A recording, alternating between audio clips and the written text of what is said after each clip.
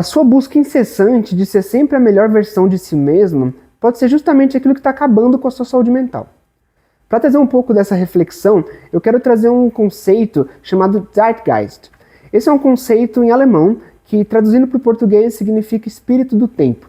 Basicamente, ele significa o seguinte: esse termo quer dizer que em determinadas épocas, em determinados períodos, existe um clima cultural, um clima intelectual, onde as pessoas vivem sobre esse determinado clima, né? Então, alguns valores que as pessoas têm como base para tomar suas escolhas, para definir aquilo que é certo, o que é errado e o que elas querem para a vida delas.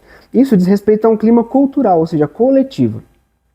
Atualmente, de uns anos para cá, na verdade, de mais ou menos uma década, 2 décadas para cá, a gente vive um clima que é um clima da performance, um espírito do tempo da performance. E o que isso quer dizer? Você já deve ter ouvido aquela frase que diz que aquilo que não pode ser medido não pode ser melhorado.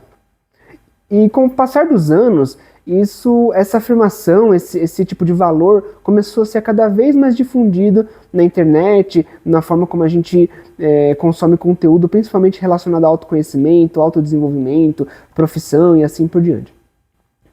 Por um lado, isso faz muito sentido, porque a gente tem tecnologias hoje em dia que a gente não tinha antes, para a gente poder medir a forma como a gente faz as coisas e se as coisas que a gente faz traz resultado ou não.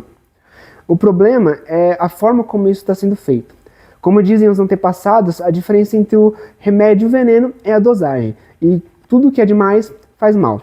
Conforme essa cultura da performance e essa cultura da mensuração da vida foi tomando conta da forma como as pessoas fazem as suas escolhas ou vivem as suas vidas, a gente começou a tomar isso como regra para tudo. Ou seja, a gente começou a medir não só os nossos trabalhos, a gente não começou a medir não só a nossa saúde, mas a gente começou a medir o nosso próprio valor enquanto ser humano. Afinal, a gente sempre quer estar em evolução, sempre quer estar melhorando como pessoa, melhorando intelectualmente, melhorando na nossa vida profissional, nas nossas relações e assim por diante. O problema é que a gente passa a ver isso como um valor que a gente tem como pessoa. E todas as nossas decisões e a percepção que a gente tem de autoaceitação, de autoestima, acaba sendo baseada nisso também. Uma das consequências disso é a criação imaginária de um ideal em que todos nós podemos alcançar e que nós deveríamos alcançar. E, sobretudo, uma concepção ilusória de que só depende da gente alcançar isso. O resultado disso é as clínicas de estética que a gente vê por aí, com cada vez mais pessoas realizando procedimentos, pessoas muito jovens, inclusive, e essas pessoas estão cada vez mais parecidas umas com as outras e menos parecidas consigo mesmas. Um outro exemplo disso são os consultórios de nós psicanalistas, psicólogos, psiquiatras, que estão cada vez mais cheios de pessoas angustiadas por não conseguirem atingir esse ideal. E quando essas pessoas não estão procurando ajuda, não estão nos nossos consultórios, elas estão na vida angustiadas, tentando de uma forma ou de outra atingir esses padrões que na verdade são ilusórios e que não necessariamente seriam para elas. Há um tempo atrás eu assisti um podcast onde se falava sobre desenvolvimento pessoal no trabalho e assim por diante. Uma das frases que me chamou a atenção nesse podcast é quando um dos convidados falou o seguinte pensamento, né? Ele disse que se a gente pegar a vida de um atleta de alto nível, a gente vai ver que essa vida ela é muito chata, ela é muito monótona. E é isso justamente, essa monotonia que faz com que esse atleta tenha um rendimento acima da média, que ele seja o melhor do mundo. Ele até citou exemplos de grandes atletas, né, como Cristiano Ronaldo, Michael Phelps e assim por diante.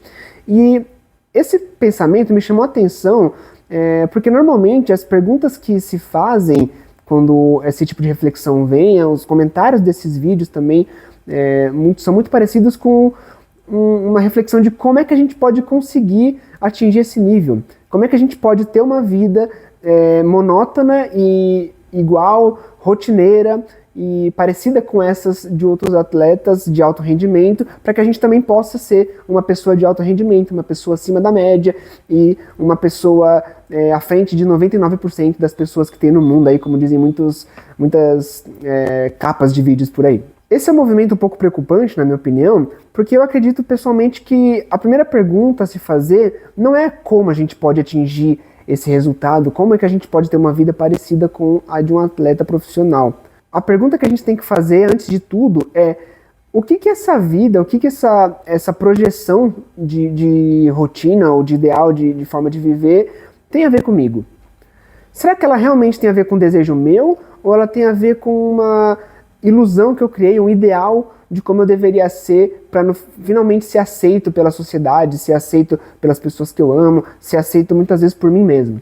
As pessoas se perguntam como é que eu posso atingir esse ideal, mas antes elas não se perguntam, será que elas querem atingir esse ideal? Por que esse ideal é tão importante? A gente sabe que a gente quer evoluir na nossa vida, como eu falei, na nossa carreira e tudo mais, mas será que uma vida monótona de um atleta de alta performance tem a ver com o que a gente quer pra gente? Muitas vezes é esse tipo de questionamento que as pessoas encontram num consultório psicanalítico. O grande objetivo de um processo analítico, de um processo na psicanálise, é fazer com que as pessoas possam realizar coisas e aproveitar a vida delas. Tudo isso de acordo com o próprio desejo delas. Mas para isso a gente tem que ir um passo além, um passo atrás, na verdade, e reconhecer qual que é o nosso desejo.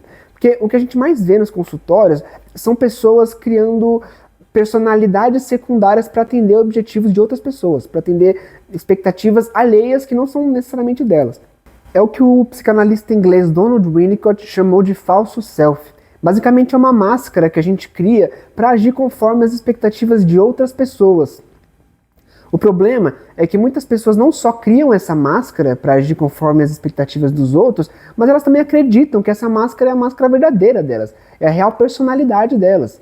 E aí elas acabam se perdendo de si. Muitas vezes, quando a pessoa chega no consultório, é porque ela inconscientemente está percebendo que essa versão que ela criou dela mesma não condiz com aquilo que ela realmente é.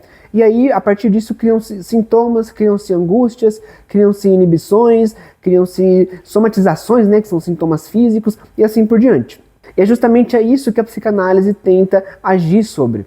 No consultório psicanalítico, você não vai encontrar fórmulas prontas de como resolver o seu problema. Você vai se reencontrar com o seu próprio desejo. Você vai se reencontrar, muitas vezes, com o seu verdadeiro self. Com aquela versão que não precisa de máscara. E a partir disso você consegue perceber, você consegue identificar o que você quer fazer com essa versão que você criou. O que você quer fazer com a versão verdadeira que você descobriu. E sobretudo, você consegue ter artifícios, você consegue ter estrutura para bancar essa escolha também. E se você quiser saber mais sobre como funciona um processo analítico, como funciona uma sessão de psicanálise, eu te convido a clicar no primeiro link aqui na descrição. Nesse link você vai poder agendar uma sessão gratuita, sem compromisso comigo, e você vai poder também entender como é que funciona esse universo da psicanálise. Eu espero que você tenha gostado desse vídeo. Se você gostou, clica em se inscrever no canal, clica no botão de curtir, porque me ajuda muito a entregar esse vídeo para mais pessoas. Eu vou deixar aqui no final 2 vídeos para você clicar, que com certeza poderão ser do seu interesse. Até a próxima!